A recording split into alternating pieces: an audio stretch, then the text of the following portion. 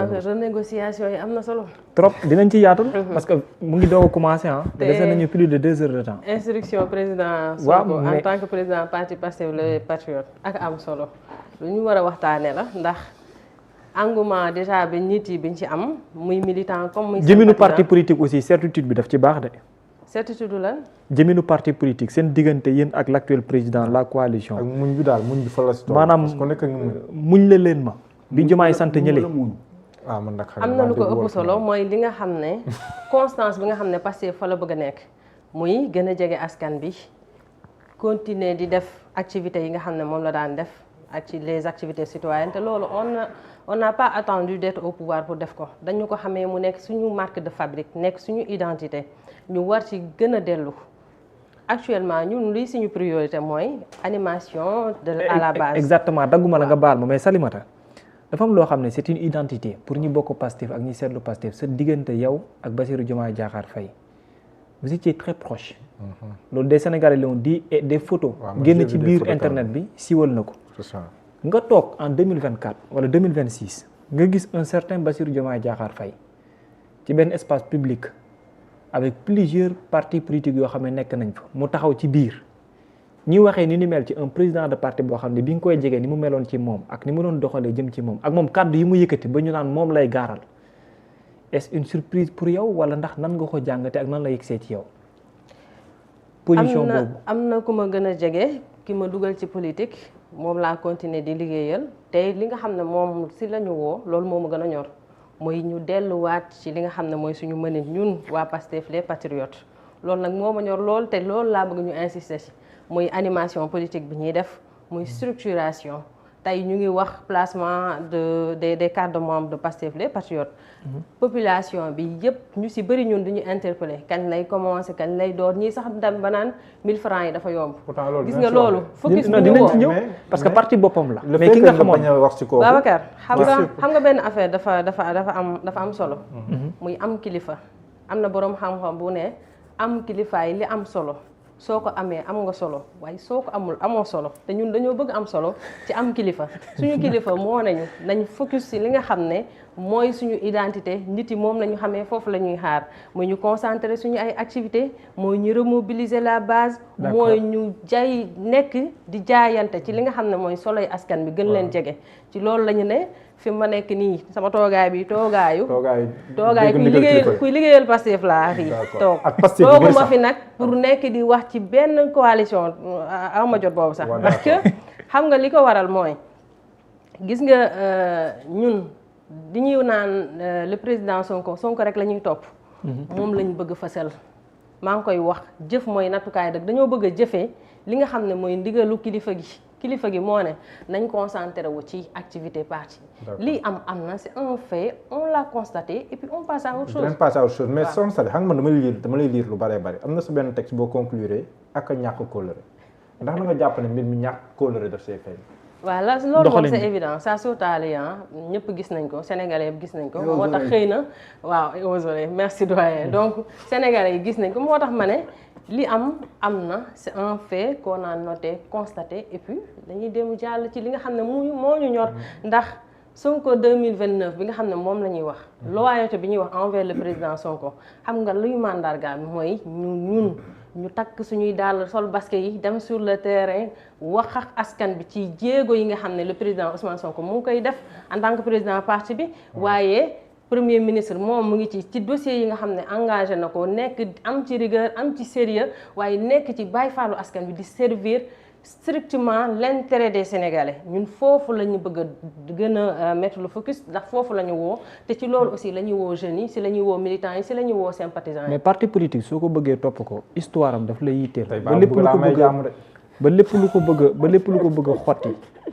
dafay nekk loo xam ne parfois peut-être am na loo xamante ni mën na la ko yàq parce que bu ñu waxee Pastef wax histoire am wax jaar-jaaram. man sax su ma delloo avance baabu nga mën a delloo avance. mais dama non fi may ñëw dernière question bi la rek. c'est-à-dire très bien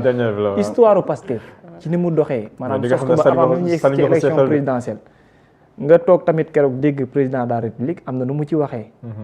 ni mu waxee ci histoire Pastef ci doxalinam ni mu wutee nguur ni mu tànnee kenn ba ni mu yegg si à la présidence. ba pare na leen defoo leen fi lu fi kenn deful. baaw ga lu kañ la woon ak fan sax laay xam nga dama amoon événement en fait j'étais félicitations tellement concentrée loolu sax dina si ñëw baax ci li nga xam ne moom la ñu war a offrir doomu yoo ci li ñu war a am taxawaay bi ñu war a am en tant que jeune femme en tant que non loolu c'est vrai loolu moom chapeau mais tontu baax loolu dina si ñëw mais acte bi ñu posé ak kàddu yi mu yëkkati ba ñu bare jàpp ne c'était la confirmation pour une rupture totale entre le président de la République et son parti politique malgré nu mu ñëwee firnde laat ne dafa am ancrage ci biir Pastef na mu waxee histoire boobee laa wax. waa léegi yow da ngaa bëgg ma wax ci lu ma seetaanu ndax lu ma déggoo li ma la wax man dama concentré woon ci activité bu ma doon def ma ànd ci ak des jeunes citoyens dëkk Yoff ñuy waxtaane li nga xam ne mooy jëmal suñu gox parce que ñun dañu gëm ne développement dafa war a nekk un développement endogène li ñuy wax bottom up mooy dafa war a jógee ci base bi. dem ci kaw. mais je vois tamit y a une réponse foofu noonu CICES. il y a beaucoup de réponses. Il y a beaucoup de réponses au niveau du CICES parce que il y a beaucoup de réponses parce que y a Bassirou Kébé qui était même sur place qui disait fii ku fi falu ko ne Ousmane Sonko moo la fal. di tàccu di yuuxu ñii di tàccu di yuuxu te loolu taxul woon te ci biir image yi déjà bi photo Sonko affiché rek dafay mel ni lu naan buum la jóg après ñu ne comme si que voilà maintenant une réponse par rapport à ce qui s'est passé durant la journée. développement endogène bi ni ñu ko gëmee. dégg naa yuuxu yi dégg nañ ko bu King Fahd. niñ ko gëmee ko sax romb na ko. niñ ko gëmee noonu la ko suñu président parti gëmee noonu la ko premier ministre bi gëmee noonu la ko président de la république gëmee ba tax mu woote transformation nationale ñun ñu jàpp ne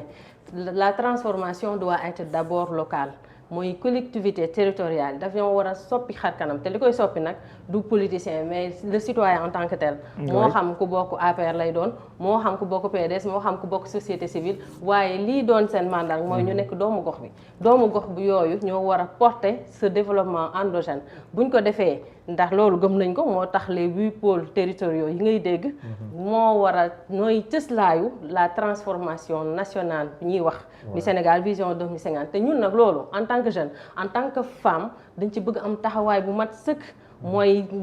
fiij musóor yi ba mu dëgër liggéey ngir loolu mu am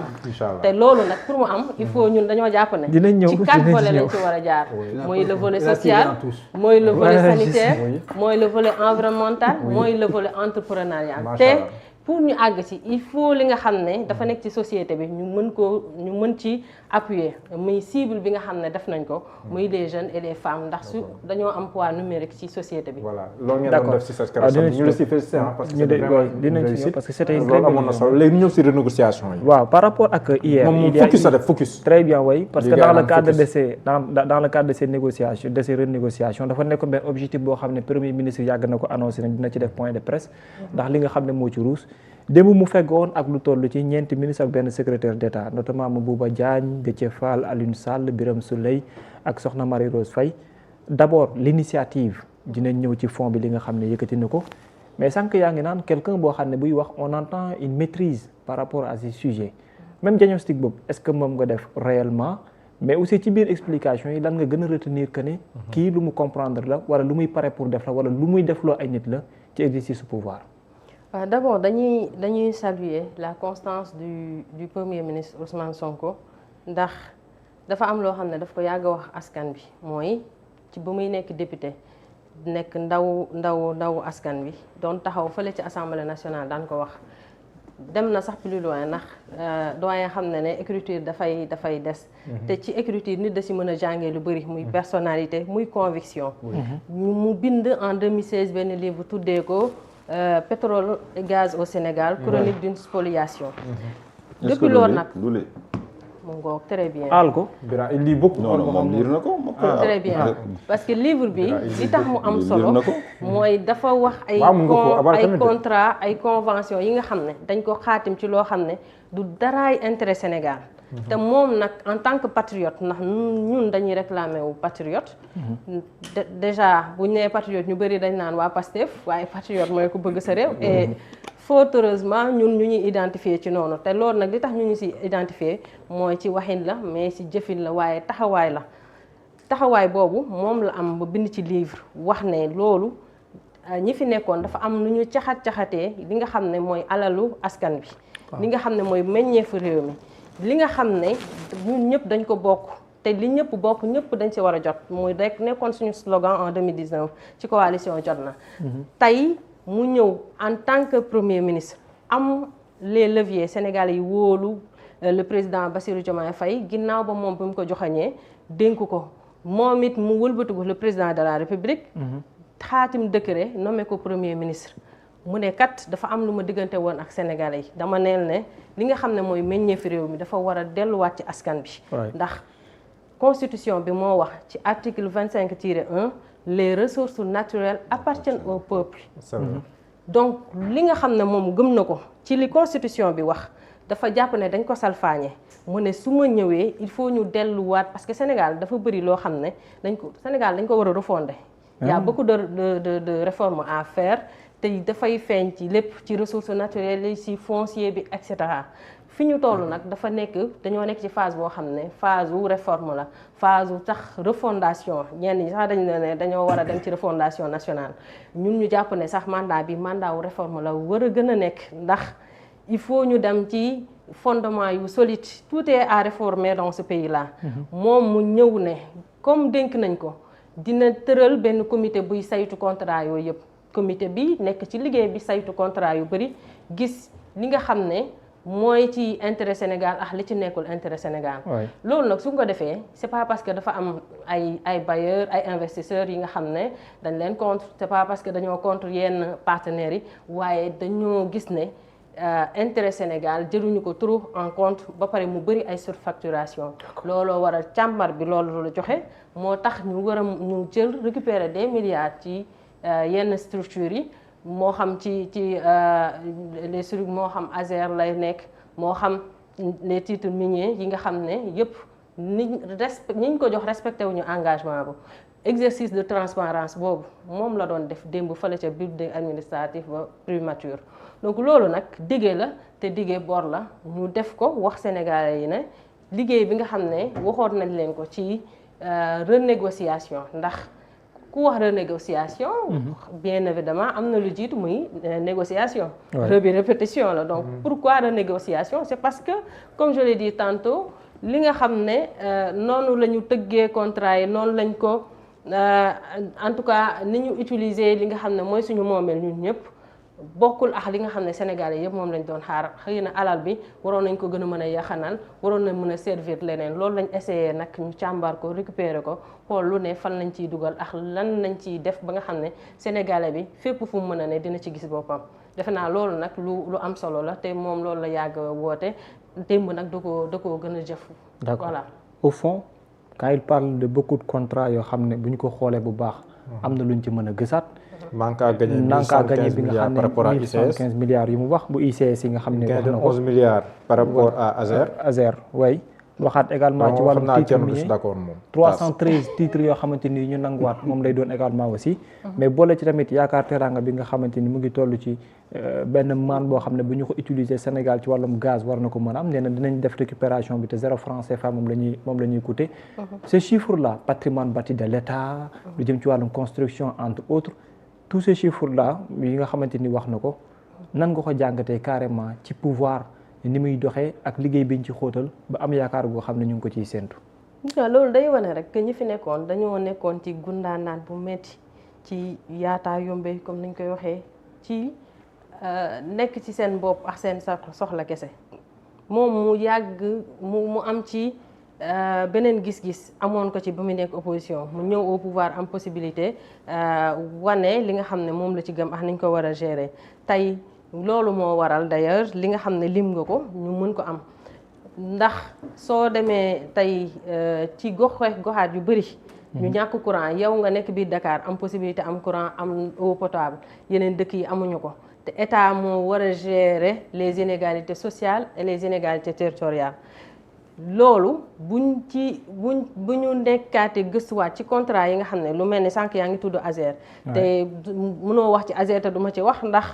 ñun ki nga xam ne daf ñuy représenté ci en tant que jeune dañoo bokk structure mu Jean-Michel Sène liggéey ci liggéey bu am solo ci négociation contrat xool aussi liy intérêt askan bi ndax surfacturation yi bari na moo tax yenn mag yi nga xam ne amuñu fulla amuñu fayda liggéeyuluñu askan bi topp ko rek sam ko rek mayuñu ko jàmm mayuñu ko salaam te li tax ñu nekk si seen soxla bopp kese la waaye Jean-Michel moom en tant que ndaw nekk koo xam ne mat na sëtu kooku di liggéey nekk Baay Faal di xool gox yi goxaat yi fi nga xam ne amul courant mu ci xar tànku tubéyam di sol dàllam di fa dugg te loolu bëgg liggéey ak bëgg def dara ndax xam nga ne ñun dañu war a def de telle sorte que sànq wax naa ko yenn inégalité territoriale en tout cas ñu jéem a creuser un peu li nga xam ne mooy écart la ndax le creuset est tellement abyssal donc mu essayer di ko gérer da ko permettre tey mu am supplément wu plus de 500 villages yi nga xam ne électrifié na ko ci renégociation contrat AO Power ak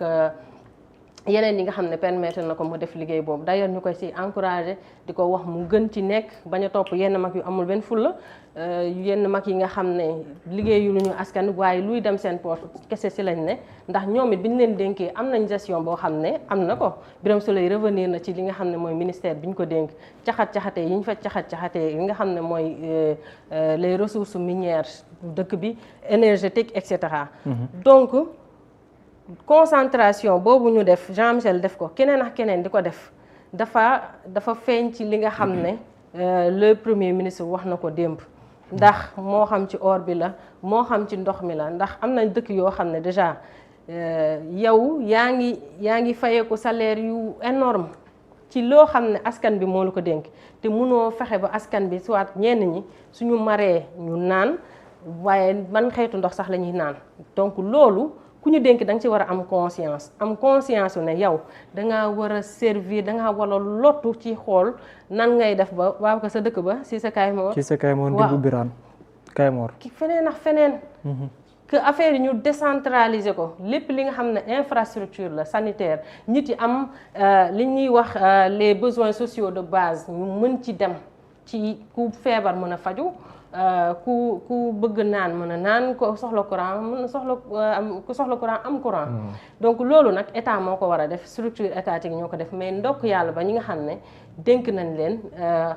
ñu ngi bàyyi xel bu baax ci loolu nga xam ne mooy seen conscience morale muy apporter vraiment nekk en tout cas au chevet des populations te loolu lu am solo la njiit souvent di doxee ci mindset boobu. D'accord. Doyen renégociation yi négociation